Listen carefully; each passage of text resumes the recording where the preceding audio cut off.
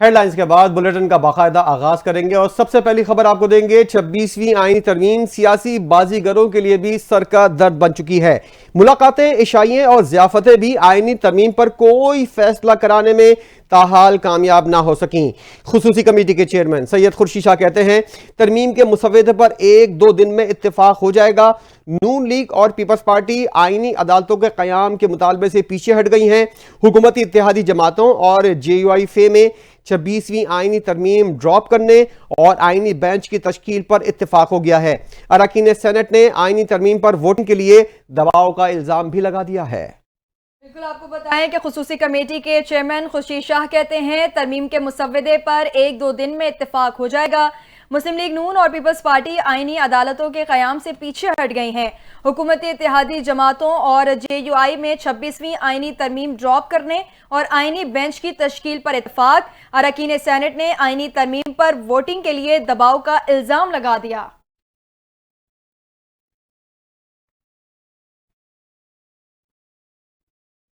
خبر آپ کو دیں گے آئینی ترمیم کے مسودے پر اتفاق رائے کی کوششیں حتمی مراحل میں داخل ہوتی ہوئی نظر آ رہی ہیں۔ خورشید شاہ کی زیر صدارت پارلیمنٹ کی خصوصی کمیٹی کا اجلاس ختم ہو گیا۔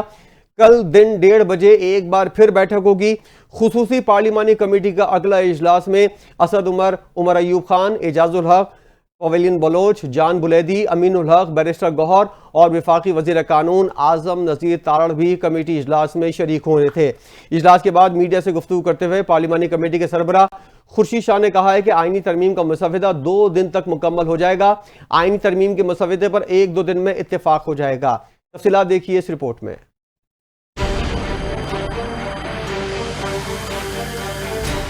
پارلیمنٹ کی خصوصی کمیٹی کا اجلاس 26ویں آئینی ترمیم پر اتفاق رائے کے لیے منعقد ہوا، جس کی صدارت پیپلز پارٹی کے رہنما سید خورشید شاہ نے کی۔ اجلاس میں مختلف پارلیمانی جماعتوں نے آئینی ترمیمی مسودے پر بات چیت کی، جہاں حکومت اور پیپلز پارٹی نے آئینی عدالت کے قیام سے دستبردار ہونے کا اتفاق کیا۔ ذرائع کے مطابق یہ فیصلہ جمعیت علماء اسلام فے کی تجویز پر کیا گیا، جس نے آئینی عدالت کے بجائے آئینی بینچ کے قیام کی تجویز دی۔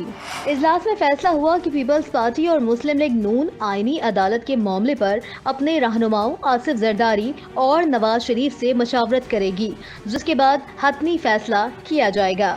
اجلاس کے بعد غیر رسمی گفتگو میں سید خورشید شاہ نے کہا کہ تمام جماعتیں تقریباً متفق ہو چکی ہیں اور آئینی ترمیم پر مکمل اتفاق رائے 1-2 دن میں ہو جائے گا۔ انہوں نے کہا کہ مسودے میں کوئی بڑی رکاوٹ نہیں اور اس میں کئی نکات پارلیمنٹ کو مضبوط بنانے کے لیے ہیں۔ تحریک انصاف کی جانب سے ابھی تک مسودے پر کوئی تجویز پیش نہیں کی گئی۔ خورشید شاہ نے کہا PTI نمائندے کمیٹی میں سنجیدگی سے شرکت نہیں کر رہے، جبکہ عمر ایوب نے تحریک انصاف کے تحفظات کا اظہار کیا اور کہا کہ حکومت کے پاس ترمیم منظور کرانے کے لیے نمبرز مکمل نہیں ہیں۔ اسی کے ساتھ ایک اور اہم خبر سے آگاہ کریں۔ 26ویں آئینی ترمیم کے مجوزہ ڈرافٹ کی تیاری حتمی مراحل میں داخل۔ مجوزہ آئینی ترمیم کے اہم نکات سامنے آ گئے۔ 26ویں آئینی ترمیم کے مجوزہ ڈرافٹ میں سپریم کورٹ کے 5 یا 9 رکنی آئینی بینچ کے قیام اور صوبوں میں آئینی بینچ تشکیل نہ دینے کی تجویز دے دی گئی۔ آئینی بینچ کی تشکیل جوڈیشل کمیشن کرے گا اور سربراہ بھی جوڈیشل کمیشن مقرر کرے گا، جبکہ آئینی بینچ میں رد و بدل کا اختیار چیف جسٹس سپریم کورٹ کو نہیں ہوگا۔ مجوزہ ڈرافٹ میں شامل ایک اور تجویز یہ ہے کہ آئینی بینچ کے تقرر کی میعاد مقرر ہو گئی، جبکہ سو موٹو نوٹس کا سپریم کورٹ کا اختیار ختم کرنے کے لیے ترمیم کی تجویز بھی ڈرافٹ کا حصہ ہے۔ ایک اور تجویز یہ ہے کہ سپریم کورٹ کے چیف جسٹس کا تقرر 3 سینئر ترین ججز میں سے ہوگا، جبکہ چیف الیکشن کمیشن کے تقرر کا طریقہ کار تبدیل کرنے کی تجویز بھی دی گئی ہے۔ مجوزہ ڈرافٹ کے مطابق وزیر اعظم اپوزیشن لیڈر میں اتفاق نہ ہونے پر چیف الیکشن کمشنر کا تقرر پارلیمانی کمیٹی کرے گی۔ 18ویں آئینی ترمیم کو مکمل بحال اور 19ویں آئینی ترمیم کو مکمل ختم کرنے کی تجویز بھی ڈرافٹ میں شامل ہے۔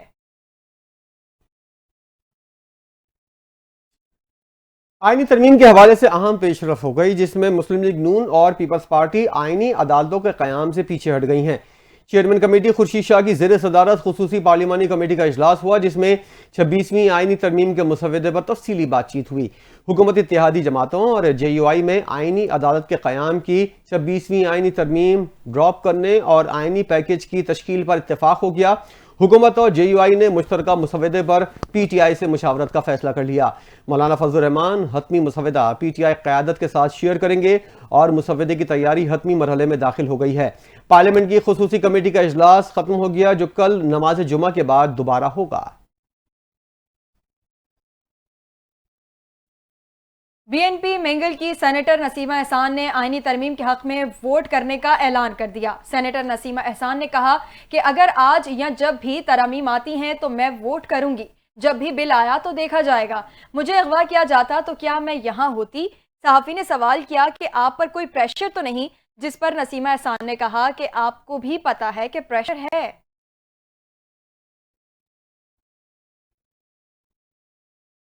26वें आईनी तरमीम के मुसवदे की मंजूरी के लिए चेयरमैन कमेटी खुर्शीद शाह की ज़ेर सदारत खुसूसी पार्लिमानी कमेटी का इजलास हुआ। PTI ने जबर के जरिए MNAs पर दबाव डालने और उनके अहल खाना के अगवा का मामला उठा दिया। तहरीक इंसाफ के उमर अयूब और बैरिस्टर गौहर ने आईनी तरमीम की मुखालफत कर दी। बैरिस्टर गौहर ने कहा कि हमारा मसवदा तैयार है, तब देंगे जब बानी PTI से मुलाकात होगी। अपोजिशन लीडर अयूब कमेटी इजलास से बाहर आ गए।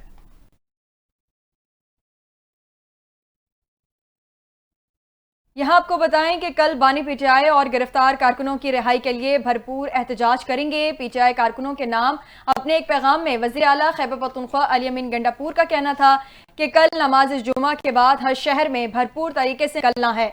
बानी PTI वर्करों और लीडरों की रिहाई के लिए पुरअमन एहतजाज करना है।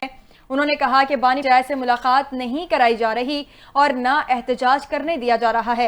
एक गैर आईनी तरमीम की जा रही है, उसके खिलाफ भी आवाज़ उठानी है। आज आवाज़ ना उठाई तो हमारी नस्लें भी उन हालात से गुजरेंगी। अली अमीन गंडापुर का कहना था कि जो इस वक्त फैसले कर रहे हैं उनको पैगाम देता हूँ, ऐसे फैसले ना करें जो इस मुल्क कौम के मफाद में नहीं। हक और सच, हकीकी आज़ादी के साथ आइन के तहफ़्फ़ुज़ के लिए खड़े थे, खड़े हैं और रहेंगे। भरपूर तरीके से मुल्क के हर शहर में पुरअमन एहतजाज की अपील कर रहा हूँ। दुनिया को पैगाम देना है कि जिंदा और आज़ाद कौम है, अपने हक के लिए खड़े हैं।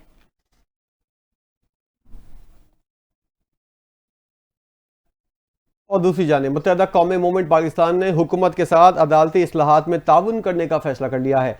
पार्लिमानी खुसूसी कमेटी के इजलास में शिरकत से कबल मीडिया से गुफ्तगू करते हुए MQM के रहनुमा डॉक्टर फारूक सत्तार ने कहा कि MQM ने अदालती इस्लाहात में ताउन का फैसला किया है। उन्होंने कहा कि पार्लिमान को बेहतर बनाने का एजेंडा है। MQM इस मुसवदे के हक में है। फारूक सत्तार का कहना था कि यह पाकिस्तान बचाने के लिए है, ये डायलॉग मुल्क के हक में है।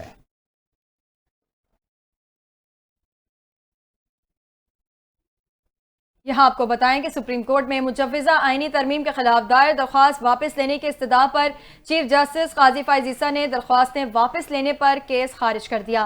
सुप्रीम कोर्ट में मुजव्विज़ा आईनी तरमीम के खिलाफ दरख्वास्त पर समाअत हुई।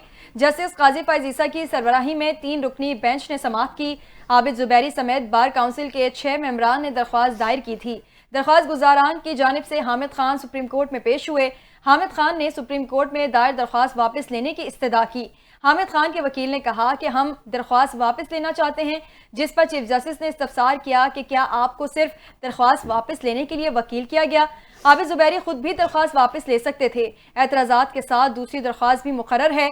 इस पर वकील हामिद खान ने कहा कि हम दोनों दरख्वास्तें वापस लेते हैं।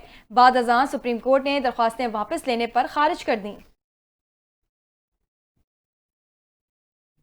पाकिस्तान तहरीक इंसाफ के रहनुमा उमर अयूब का कहना है कि हुकूमत के नंबर्स पूरे नहीं हैं, लोगों को 1 अरब रुपए तक की ऑफर की जा रही है। अपोजिशन लीडर और PTI रहनुमा उमर अयूब ने कहा कि सेनेटर्स को ऑफर्स हो रही हैं, हम आईनी तरमीम की मुखालफत कर रहे हैं। इस कमेटी का काम आईनी तरमीम नहीं है। PTI के बहुत से कारकुनों और रहनुमाओं को घरों पर छापे मारे जा रहे हैं। वज़ीर दाखिला के घर के करीब से ज़ैन कुरैशी की अहलिया को उठाया गया। मेरे घर पर भी छापे मारे गए। मिगदाद अली खान इस वक्त लापता हैं।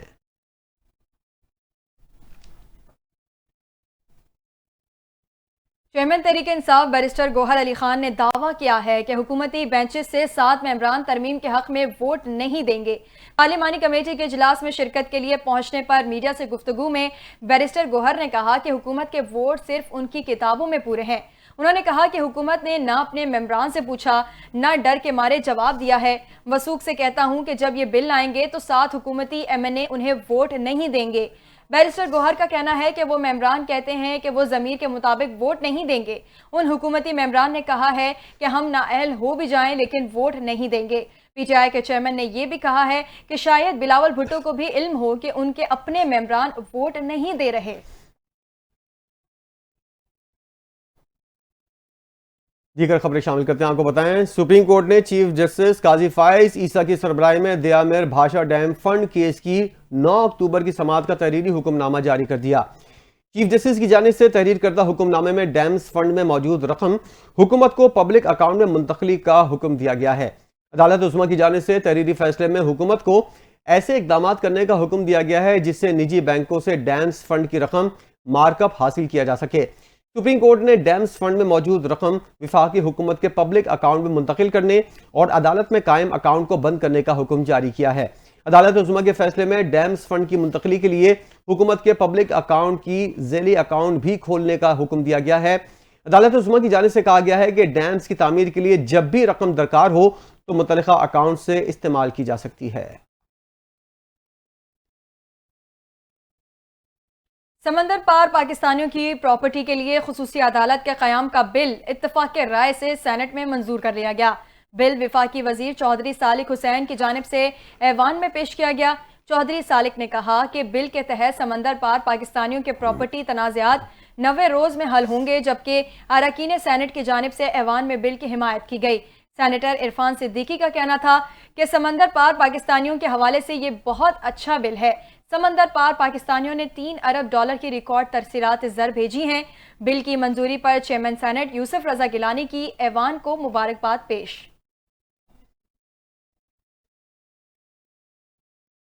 S C O conference Pakistan کے لیے ایک اہم سنگ میل ثابت ہوئی۔ ایک فضا بن چکی تھی کہ پاکستان عالمی تنہائی کا شکار ہو چکا تھا۔ سینیٹر شہری رحمان کی سینٹ اجلاس سے خطاب کرتے ہوئے کہنا تھا، ایس سی او رکن ممالک نے اپنے بڑے پیمانے پر وفود پاکستان بھیجے۔ ایشیا مستقبل میں خطے کی ترقی کا مرکز بن گیا۔ سارک کو غیر فعال کر دیا گیا جس میں بھارت نے اہم کردار ادا کیا۔ انہوں نے کہا کہ ایک زمانہ تھا سیاسی عدم استحکام کی وجہ سے مہمان پاکستان نہیں آتے تھے۔ پاکستان نے بھارتی وزیر خارجہ کو بھی خوش آمدید کہا۔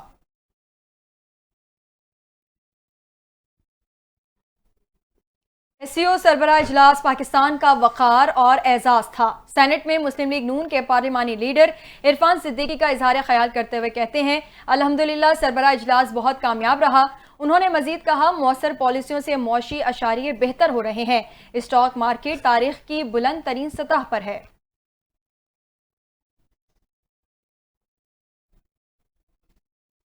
نون لیگ کے صدر میاں نواز شریف کی ایس سی او کانفرنس کی کوریج کے لیے آئے بھارتی صحافیوں کے وفد سے ملاقات ہوئی، جس میں انہوں نے پاک بھارت کرکٹ اور دونوں ممالک کے تعلقات کی بحالی پر اپنے خیالات کا اظہار کیا۔ پڑوسی ملک کے صحافیوں سے گفتگو کرتے ہوئے نواز شریف نے کہا، ایس سی او کانفرنس سے پاکستان اور بھارت کے تعلقات کی اچھی شروعات ہو سکتی ہے۔ پاک بھارت تعلقات بہتر ہو جائیں تو بہت کچھ بہتر ہو سکتا ہے۔ انہوں نے کہا، بھارتی کرکٹ ٹیم کو چیمپئنز ٹرافی کھیلنے کے لیے پاکستان ضرور آنا چاہیے۔ بھارتی ٹیم سے پوچھیں گے تو وہ بھی یہی کہیں گے کہ ہم پاکستان جا کر کھیلنا چاہتے ہیں۔ نواز شریف نے کہا کہ شنگھائی تعاون تنظیم کانفرنس میں اگر بھارتی وزیر اعظم خود شریک ہوتے تو اچھا تھا۔ نواز شریف نے کہا کہ دونوں ممالک کا ماضی بہت تلخ رہا ہے، آگے دیکھیے کیا ہوتا ہے۔ اس موقع پر وزیر اعلیٰ پنجاب مریم نواز نے بھارتی صحافیوں سے گفتگو کرتے ہوئے کہا کہ وہ بھارتی پنجاب جانا چاہتی ہیں تاکہ فرق دیکھ سکیں۔ پاکستانی پنجاب اور بھارتی پنجاب دونوں ایک دوسرے سے بہت کچھ سیکھ سکتے ہیں۔ خبروں کا سلسلہ آگے بڑھاتے ہیں اور آپ کو بتائیں کہ ایس سی او کے کامیاب انعقاد پر قومی اسمبلی میں قرارداد منظور کر لی گئی۔ قرارداد وفاقی وزیر عطا تارڑ نے ایوان میں پیش کی۔ عطا تارڑ کا قرارداد پر اظہار خیال کرتے ہوئے کہنا تھا کہ ایوان ایس سی او کے کامیاب انعقاد پر صدر مملکت، وزیر اعظم اور عوام کو مبارکباد پیش کرتا ہے۔ ایوان ایس سی او کے اہداف کے حصول کے لیے حکومت کے عزم کو سراہتا ہے۔ ایس سی او سربراہ اجلاس سے پاکستان کا مثبت تشخص ابھرا ہے۔ عطا تارڑ نے مزید کہا کہ پاکستان کو علاقائی تعاون اور امن کے فروغ میں مدد ملے گی۔ ایوان سمجھتا ہے پاکستان خطے کا مضبوط اور اہم ملک ہے۔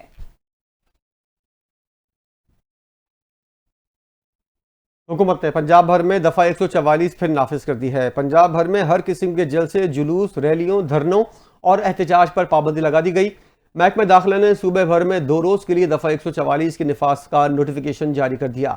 پابندی کا اطلاق کل سے ہفتہ 19 اکتوبر تک ہوگا۔ امن و امان کے قیام، انسانی جانوں اور املاک کے تحفظ کے لیے دفعہ 144 نافذ کی گئی ہے۔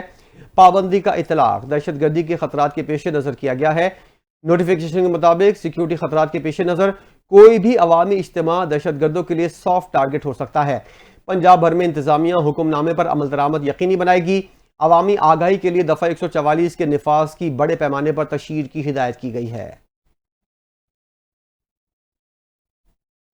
اب آپ کو بتائیں کہ سینئر وزیر سندھ شرجیل میمن اور گورنر کے پی فیصل کریم کنڈی نے حیدرآباد میں مشترکہ پریس کانفرنس کرتے ہوئے کہا 18 اکتوبر شہیدوں کا دن ہے۔ بلاول بھٹو کل حیدرآباد میں ملکی تاریخ کے سب سے بڑے جلسے سے خطاب کریں گے۔ کل کا پیپلز پارٹی کا جلسہ ماضی کے تمام ریکارڈ توڑے گا۔ بلاول بھٹو سندھ کے سیلاب متاثرین کے لیے گھروں کا منصوبہ لا رہے ہیں۔ فیصل کریم کنڈی نے کہا کہ پیپلز پارٹی نے ہمیشہ حیدرآباد میں ترقیاتی کام کیے۔ حیدرآباد نے کبھی پیپلز پارٹی کو مایوس نہیں کیا۔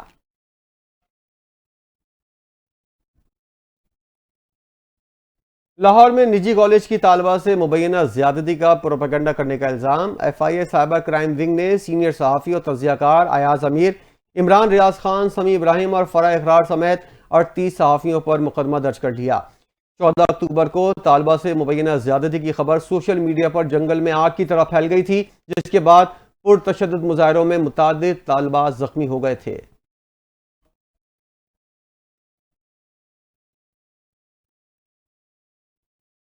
پنجاب کے تعلیمی اداروں میں حالیہ واقعات پر لاہور ہائی کورٹ نے آئی جی پنجاب، ایڈوکیٹ جنرل پنجاب اور registrar Lahore college for women university کو کل ذاتی حیثیت میں طلب کر لیا۔ لاہور کے تعلیمی اداروں میں حالیہ واقعات سے متعلق اعلیٰ سطح تحقیقات کے لیے دائر درخواست پر سماعت ہوئی۔ Chief justice Lahore high court Aliya Neelam نے شہری اعظم بٹ کی درخواست پر سماعت کی۔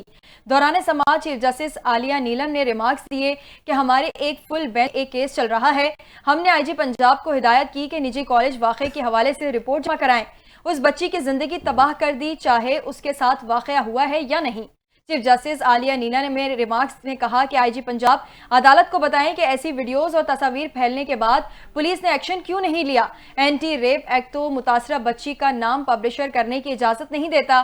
کیا آئی جی پنجاب اتنا بے خبر تھا کہ اس نے تصاویر اور ویڈیو وائرل ہونے دی؟ چیف جسٹس کا تمام افسران کا ریکارڈ سمیت کل عدالت میں پیش ہونے کا حکم دے دیا۔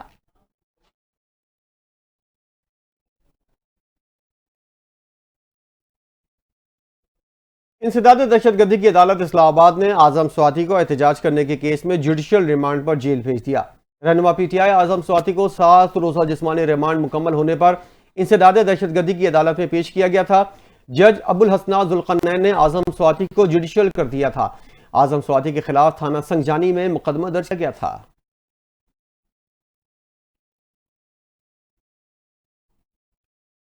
محکمہ ایکسائز سندھ کی شاندار کامیابی، سینئر وزیر شرجیل انعام میمن کی کاوشیں رنگ لے آئیں۔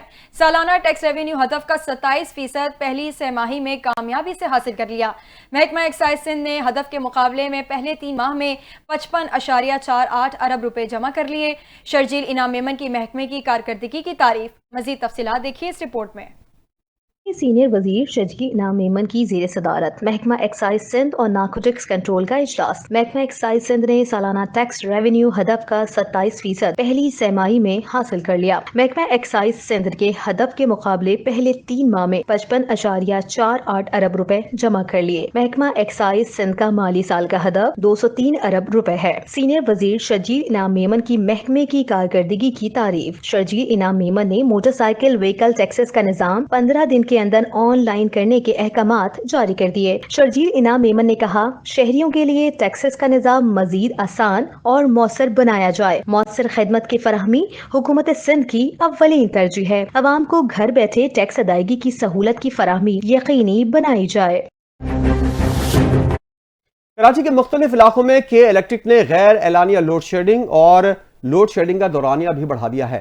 کراچی کے مختلف علاقوں میں رات گئے غیر اعلانیہ لوڈ شیڈنگ کا دورانیہ بڑھا کر 12 گھنٹوں سے زائد کر دیا گیا ہے۔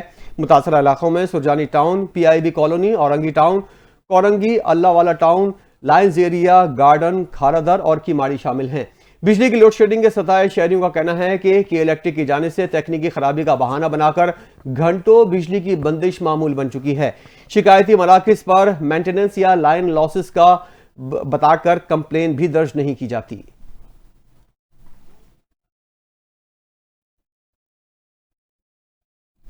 کراچی کی عدالت نے بچوں کی اسمگلنگ اور کاغذات میں رد و بدل کے مقدمے میں نامزد سماجی رہنما سارم برنی کی درخواست ضمانت پر فیصلہ محفوظ کر لیا۔ سارم برنی کو کراچی ایئرپورٹ سے گرفتار کیا گیا تھا۔ سارم برنی کے وکیل کے مطابق FIA ٹرائل میں تاخیری حربے استعمال کر رہی ہے۔ انہوں نے کہا کہ 5 ماہ گزرنے کے باوجود تفتیشی افسر نے مقدمے کا چالان پیش نہیں کیا۔ جن بچوں کو اسمگل کرنے کا الزام ہے وہ کراچی میں موجود ہیں۔ سارم برنی کے وکیل نے کہا کہ سارم برنی ضمانت کا مستحق ہے، ضمانت منظور کی جائے۔ خبر یہ ہے کہ ماہرین فلکیات کے مطابق آج چاند کا زمین سے فاصلہ انتہائی کم ہو جائے گا، جس کی وجہ سے چاند معمول سے 14% زیادہ روشن اور 7% بڑا دکھائی دے گا۔ چاند کا زمین سے فاصلہ تقریباً 2,26,000 میل ہوگا، جبکہ چاند کا زمین کے ساتھ معمول کا فاصلہ اوسطاً فاصلہ 2,38,855 میل ہوتا ہے۔ آج رواں سال کا یہ تیسرا فل مون ہے، جس کا نظارہ پاکستانی سورج غروب ہونے کے بعد کر سکتے ہیں۔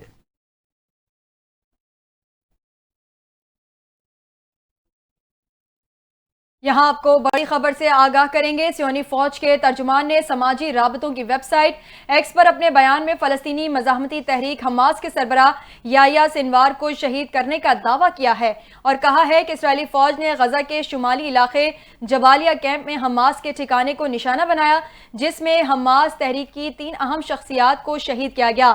اس مرحلے میں مارے جانے والوں کی شناخت کی تصدیق نہیں کی جا سکتی ہے۔ جس عمارت کو نشانہ بنایا گیا وہاں اغوا کاروں کی موجودگی کے آثار نہیں تھے، تاہم وہاں یحییٰ سنوار کی موجودگی کی اطلاعات تھیں۔ بیان میں بتایا گیا ہے کہ اسرائیلی خفیہ ایجنسی شباک یحییٰ سنوار کی ہلاکت کی تصدیق کے لیے تحقیقات کر رہی ہے۔ اگست میں بنگلہ دیش میں حکومت مخالف مظاہروں کے دوران شہریوں کی ہلاکت کے خلاف سابق وزیراعظم شیخ حسینہ واجد پر بنگلہ دیش کی انٹرنیشنل کرائم ٹریبونل میں مقدمے کی سماعت ہوئی۔ عدالت نے سابق وزیراعظم کے وارنٹ گرفتاری جاری کر دیے۔ عدالت نے حسینہ واجد کو گرفتار کر کے 18 نومبر کو دوبارہ پیش کرنے کا حکم دے دیا۔ بنگلہ دیش میں مظاہروں کے دوران سابق وزیراعظم شیخ حسینہ واجد اقتدار چھوڑنے کے بعد بنگلہ دیش سے بھارت فرار ہو گئی تھیں، جہاں انہوں نے سیاسی پناہ حاصل کی ہوئی ہے۔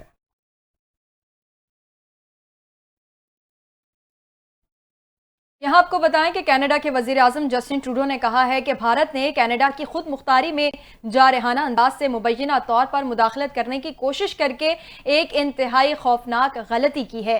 سکھ علیحدگی پسند رہنما کے قتل کی سازش میں مبینہ طور پر ملوث ہونے کے الزام میں 6 بھارتی سفارتکاروں کو ملک سے نکالنے کے بعد ٹروڈو نے اپنے بیان میں کہا کہ بھارت کینیڈا میں بھارتی مخالفین کو نشانہ بنانے کی کوششیں کر رہا تھا۔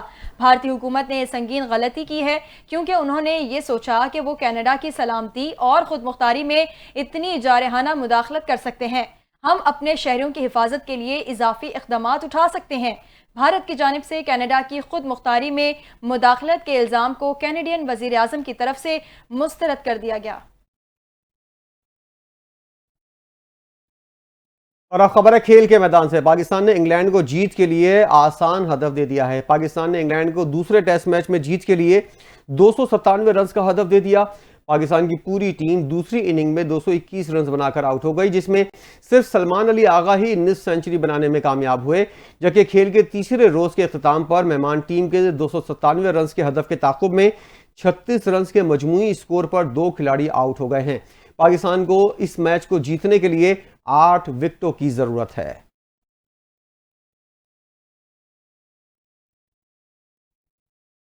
اور قومی ٹیم کے آف اسپنر ساجد خان نے ملتان ٹیسٹ میچ میں انگلینڈ کے خلاف 5 وکٹیں لے کر 24 سال پرانا جمود توڑ ڈالا۔ ملتان کرکٹ اسٹیڈیم میں کھیلے جا رہے سیریز کے دوسرے ٹیسٹ میچ کی پہلی اننگز میں ساجد خان نے شاندار گیند بازی کا مظاہرہ کرتے ہوئے انگلش بیٹرز کو پریشان کر دیا۔ ہوم گراؤنڈ پر آف اسپنر نے انگلینڈ کے 7 کھلاڑیوں کو پویلین کی راہ دکھائی، جبکہ گزشتہ روز کھیل کے اختتامی سیشن میں محض 10 گیندوں پر انگلش ٹیم کے 3 پلیئرز کا شکار کیا تھا۔ بطور آف اسپنر ساجد خان 24 سال بعد ہوم گراؤنڈ پر 5 یا اس سے زائد وکٹیں لینے والے پہلے پاکستانی آف اسپنر بن گئے۔ اس سے قبل مشتاق احمد نے یہ کارنامہ سر انجام دیا تھا۔ نیوز اسٹوڈیو سے فی الوقت اتنا ہی۔ کچھ ہی دیر میں حاضر ہوں گے ہیڈ لائن کے ساتھ، دیکھتے رہیے NTN نیوز۔